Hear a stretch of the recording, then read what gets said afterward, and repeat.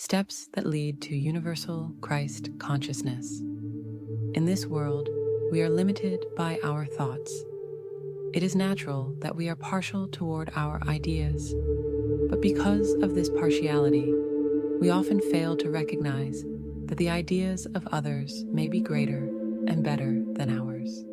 When we learn to have an open mind, free from preconceived notions, we gain understanding and wisdom.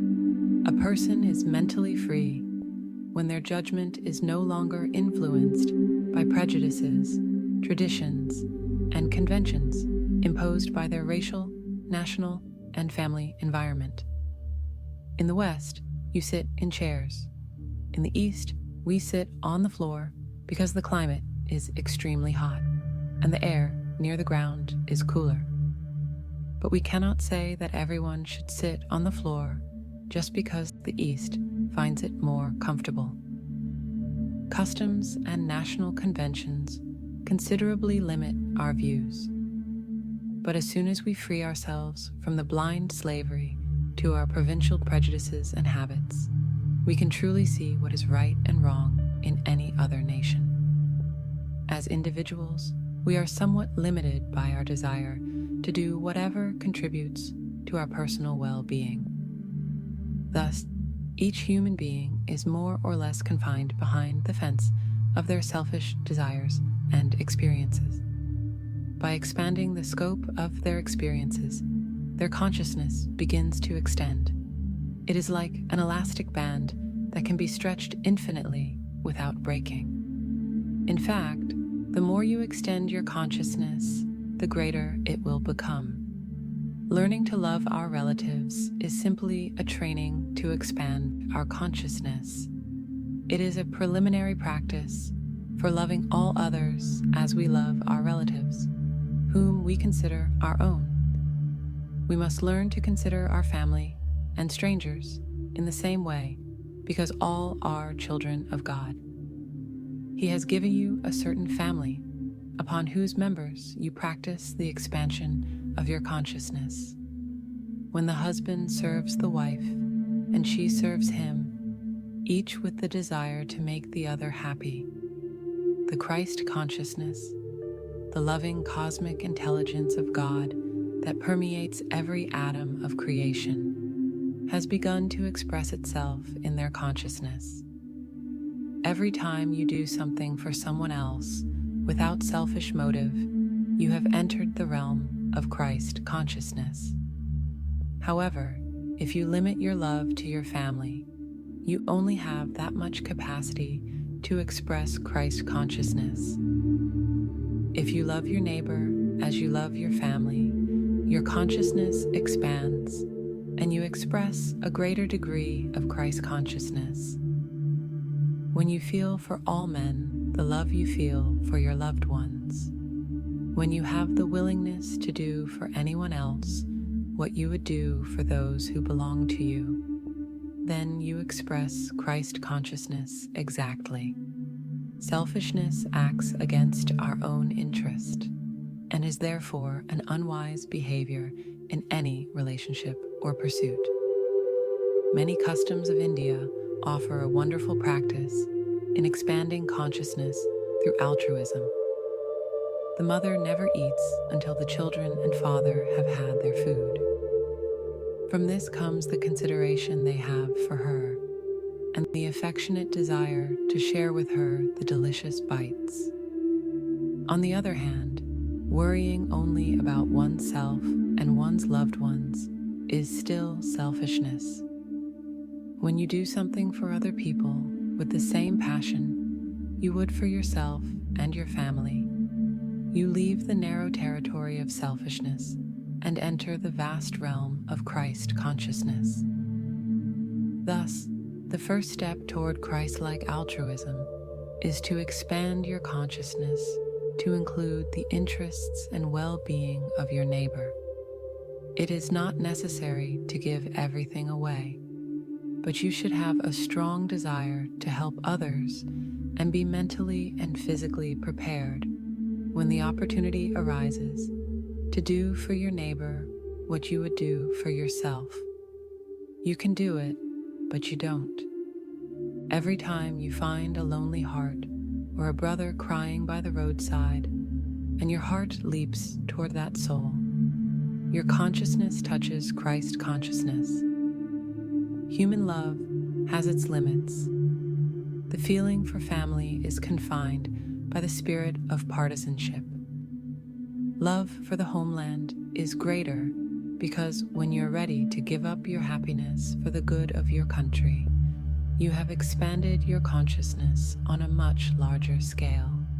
And when you are able to feel for all nations what you feel for your country, your love manifests in an even greater way. You become a wider channel for the expression of that universal Christ consciousness already possessed by Jesus. He could say, "Who is my mother and who are my brothers?" Matthew 12:48, because he was aware of the fact that there is only the one love of God, which manifests through all individual human relationships. In my consciousness, I see no difference between an American, an Indian, an African, a German, a Frenchman, or an Englishman. This is due to the education I received from my guru, Swami Sri Yukteswar. Most of the teachings given by parents, society, and educators tend to foster prejudice. I love all races and all nations equally. After all, we are Americans or Indians only for a short time. When we die, we are all the same. If we are conscious of being citizens of the world, we have expanded our consciousness. Psychological expansion of consciousness. In your psyche, you can widen your consciousness to the point where you no longer care about your small self, but rather the well-being of the entire world, your greater self. This is one way of expressing Christ consciousness. Every day, you think thousands of thoughts, about 1,000 every hour. When you write, you think about 2,500 thoughts in about an hour and a half. The average human thinks about 12,000 thoughts a day. A deep thinker produces about 50,000. I have discovered that by concentrating, it is possible to produce up to 500,000 thoughts in a day. In India, I met a man who knew 18 languages and was a graduate in 12 of them. Think about how many thousands of thoughts pass through his brain. Yet, he was never confused. You are, to some extent, conscious of every thought you produce during the waking state. If you receive a pinprick anywhere on your body, you are instantly aware of it. This means your consciousness is present in each of the billions of cells in your body. After 60 years, can you remember all the thoughts you have had? It seems impossible. Yet, all the events in your life have been recorded in your subconscious mind, and that mind remembers most of those thoughts, the most significant ones. The more you develop concentration and memory, the more you will remember. Conscious, subconscious, and superconscious memory. The scope of the mind is vast. God has given you the consciousness of wakefulness, the subconscious, and the superconscious. Your conscious mind has certain limits. After some years, it begins to forget various things. But your subconscious mind has a greater memory capacity. Every thought and every experience is stored in the repository of the subconscious. Your conscious mind may forget every word I am saying, but your subconscious mind records them all. Behind the subconscious is your superconscious mind, which never forgets anything. The superconscious mind has kept a record of everything you have done, of every thought you have had. When death comes, all these thoughts and experiences flash through your mind before you leave the body. The strongest impressions determine the environment and habits of your next life. The thought with which a dying person leaves their body determines, due to its long permanence in it, their future state of existence. Bhagavad Gita 8:6. As the ego, your consciousness is present in every part of yourself and, therefore, is present in every thought you think. If you can expand your consciousness beyond the ego and into the realm of superconsciousness, you can observe from that point all the thousands of thoughts that pass through your conscious mind. Those who have developed the superconscious mind can remember all the thoughts of an entire life, and even those of past lives. In divine memory, nothing is forgotten. Our thoughts are real, and they are eternal, always present in the ether. All the sounds of the earth are also recorded in your superconscious mind. Therefore, Jesus could say, "Are not 2 sparrows sold for a penny? Yet not one of them falls to the ground, apart from the will of your Father." Matthew 10:29. Think of the 1.5 billion men and the 12,000 thoughts each of them thinks every day. If your consciousness is aware of all those thoughts, several billion thoughts, then you have Christ consciousness, that is, omniscience, the conscious awareness of everything in creation. God gives man a mental barrier so that no one else can know their thoughts. You are alone with your thoughts, even when you are among people. Even those who have Christ consciousness do not intrude into others' thoughts unless they have been commissioned by God to guide others and have been asked by their disciples to take this liberty to help them perfect their sadhana. Compassion is a key to Christ consciousness. If you want to develop Christ consciousness, learn to be compassionate. When genuine feeling for others enters your heart, you begin to manifest that great consciousness. When you speak ill of someone, you are far from the universal sympathy of Christ consciousness. Jesus said, "Love your enemies." Matthew 5:44. He practiced divine compassion. Jesus fought against those who did evil, but he did not hate anyone because he saw God in everyone. Sri Krishna said, "He is a supreme yogi who sees equally all men." Bhagavad Gita 6:9. Do not stain your thoughts and speech by criticizing others. Be sincere with everyone, and above all, be sincere with yourself. God is watching you. You cannot deceive him. God is the whisper in the temple of your conscience, and he is the light of intuition. You know when you are acting wrongly. Your entire being tells you, and that feeling is the voice of God. If you do not listen to him, he falls silent. But when you wake from your illusion and wish to amend, he will guide you. He always waits for the moment when you will return home. He sees your good and bad thoughts and your good and bad actions, but he doesn't mind. You are equally his child. Let compassion rise in your heart, the compassion that calms all pain in the hearts of others. That compassion that made Jesus say, "Father, forgive them, for they know not what they do." His great love embraced all.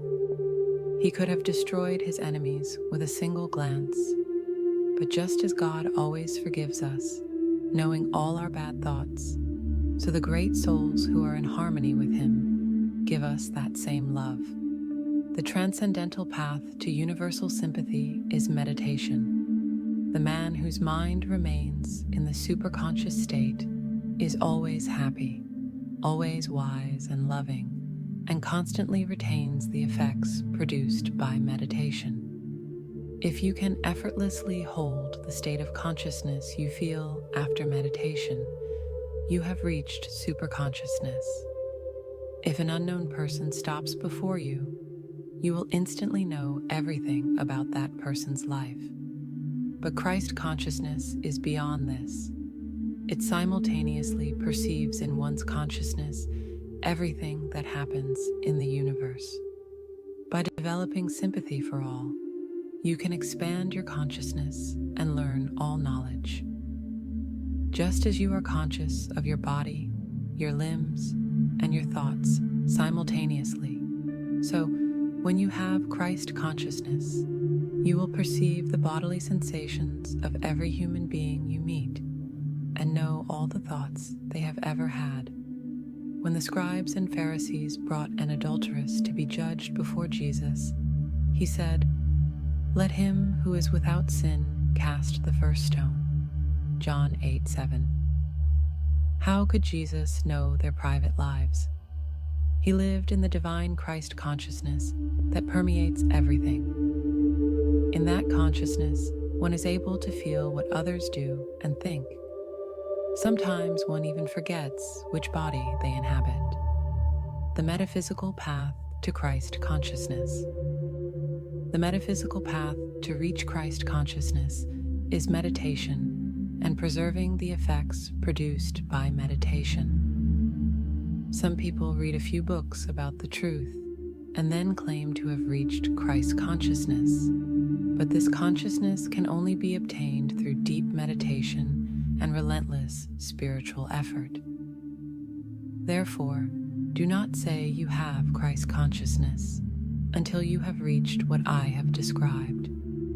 Your present consciousness is limited by the body, but when you expand it with deep meditation, you will become aware of the feelings of all people.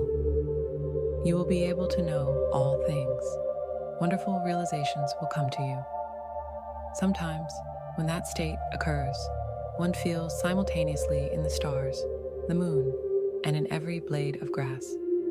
We are a part of the divine Christ consciousness, present in all creation. Every individual intelligence is a part of that vast Christ intelligence. We are like the flames in a gas stove burner. There are many small holes from which the flames come, but beneath the burner there is one flame. We are the little flames coming from the great flame of life. Beneath all the small jets of human life, there is the one life. Behind the flowers, behind all nature, there is the one life. When you feel your consciousness in every pore of creation, you will have Christ consciousness. Beyond creation, there is cosmic consciousness. If you raise your consciousness from creation and see only the great eternal joy of God, you will be in cosmic consciousness. When you are in tune with that cosmic consciousness behind this creation, you will understand that God generated his intelligence in the matrix of creation, the Virgin Mary, and that this intelligence of God the Father, reflected or born in every atom of creation, is Christ consciousness, the only begotten Son, the children of God. The Indian name for this universal Christ consciousness is Kutastha Chaitanya. In India, we might also call it Krishna consciousness, for the consciousness of our great avatar, Jadava Krishna, like that of Jesus Christ, was in tune with Christ consciousness in all things. These two great beings had discovered the one life behind every life. Through divine concentration and will in meditation, they had withdrawn their consciousness from the material world and seen that behind all things in creation is the only reflection of God, the only Son of God. Christ consciousness or Krishna consciousness. Jesus, Krishna, Buddha, Babaji, they are all Christs. They expanded their consciousness to receive Christ consciousness. St. John declared, "But to all who did receive him, the Christ consciousness manifested in Jesus. He gave the power to become children of God." John 1:12. My Guru, Sri Yukteswar, manifested Christ consciousness. He was always calm, and all my thoughts and feelings reflected in the mirror of his calm gaze. He had this all-embracing consciousness that I will try to develop, for I know